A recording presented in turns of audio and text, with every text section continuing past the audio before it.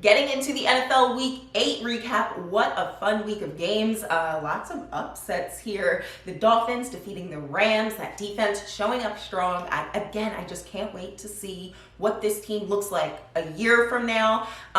Tua debuting with a win. Speaking of some rookies that got a win this weekend, Joe Burrow must have heard us calling for Justin Herbert, kind of turned that Titans team on their heels a little bit, slowed down a team with so much momentum that we were all ready to call like locking it in stone as a competitor, but maybe some teams are starting to now roadmap ways to be able to beat this Titans team. And finally, that Minnesota win over the Packers. I did not expect that. Their defense showed up strong, won, and Dalvin Cook having a day. Like, the best day of probably anyone. Is he getting like rookie of the week or offensive player of the week in the NFC? Most likely. Let's jump into the rest of the games that I watched all the way through.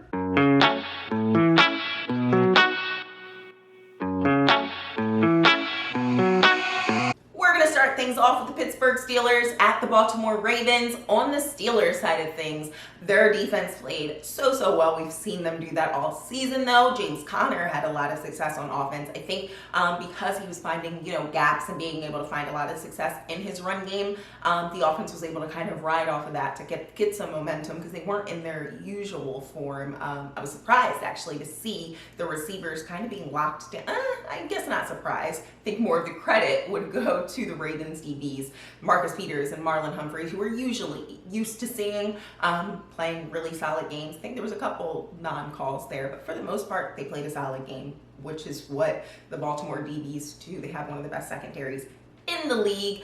I do hope for this Ravens offense that Des Bryant is back to, his... Okay, he's not going to be to his prime form, but he's going to need to be able to bring something to this offense because I think they need some help in the receiving game. But the biggest issue here that we cannot not talk about is Lamar Jackson protecting the football. I was rooting so hard for him in this game. I really wanted to see Ravens win, even though I thought the Steelers were going to take it, because I'm excited about him as a quarterback and kind of bringing a new edge to the game and him breaking the mold of being a quarterback that can do so much and know he's not a running back and things like that. But him not protecting the football is what essentially lost his team the game. I think they had some good play calls. I think we saw some really nice things. I do not want to overlook that. That first touchdown pass was perfection. Like just thread the needle. It was beautiful. But other than that, we're going to need to see him protect the ball more. I think he'll learn from this game and be able to kind of take this one back when they go to Pittsburgh later on this season. I'm excited for part 2 of that game and hopefully him, again, seeing things on film and realizing, all right, this is where we need to work and adjust so that we can see this Ravens team making a strong run through the playoffs. The afternoon game I had my eyes on, the New Orleans Saints at the Chicago Bears. Let's talk about the Saints. So I think they're winning in a different way this year. We're not, the scores they're not running up the score in the ways that they used to. Will say that they didn't have Michael Thomas or Emmanuel Sanders, so wide receiver 1 and 2, and Drew Brees still got the job done. That closing drive in the first half, just textbook. I love seeing that.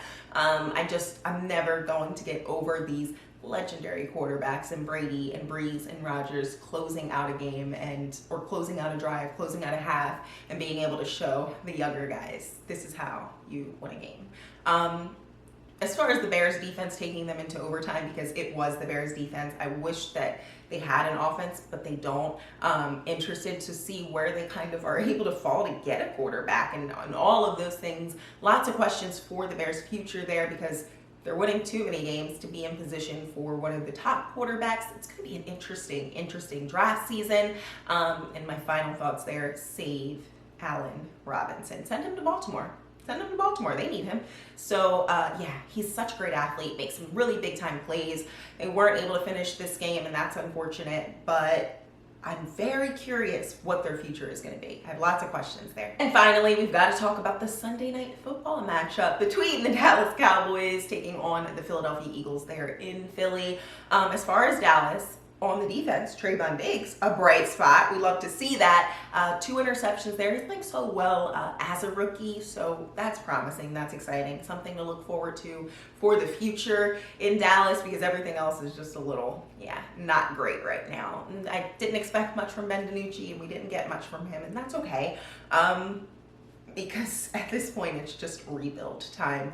And then as far as like the defense, if it is like a coaching issue, I'm just curious. Why don't the guys just go out there and kind of improvise a little bit? Because I just think the stark difference in I know it's not that easy. I know you can't do that. But the stark difference in the run defense especially, it's frightening almost. Like, these are the same players as last year. So I'm curious what changes we'll see there, what will be done there. As far as the Eagles though, Carson Wentz, why does I think that he almost misses the MVP talk from a few seasons ago, and he's trying to constantly prove that he's still got that in him, that he tries to make things happen that are just not there. Like, that's all I have to say about that. It's just so odd to see someone just stand outside of the pocket with a defender coming straight at them, and they don't think to even try to throw the ball away. Very, very weird. But this division, the whole thing is just a mess. I'm curious to see what it looks like a year from now, and if we can kind of pull a competitor out of the mud here, because it's just grim all around. That is it. That's all I've got for you guys for the Week 8 recap. Thank you guys so much for watching and supporting. Make sure you like, comment, subscribe. I will see you all tomorrow with my Week 9 recap for college football. I'll talk to y'all so soon.